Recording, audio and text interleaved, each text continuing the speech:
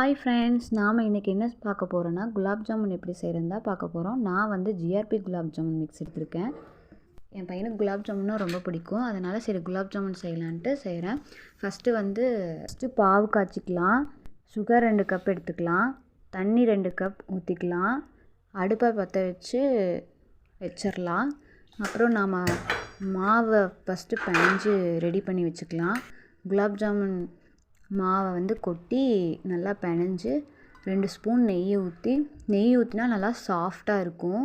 அது கூட நான் பால் மிக்ஸ் பண்ணிக்கிறேன். பால் ஊற்றினா சூப்பராக இருக்கும். நல்லா டேஸ்ட்டாக நல்லா சாஃப்டாக இருக்கும். நல்லா உருண்டை பிடிச்சி வச்சு எண்ணெய் நல்லா காஞ்சதுக்கப்புறம் குலாப் ஜாமுன் உருண்டையை போட்டோம்னா எடுத்து வச்சிடலாம். குலாப் ஜாமுன் ரெடி. குலாப் ஜாமுன் பார்க்குறக்கே எவ்வளோ அழகாக இருக்குதுன்னு பாருங்கள். அவ்வளோ சாஃப்டாக இருக்குது. நீங்களும் இந்த மாதிரி குலாப் ஜாமுன் வீட்டில் செஞ்சீங்கன்னா சொல்லுங்கள்.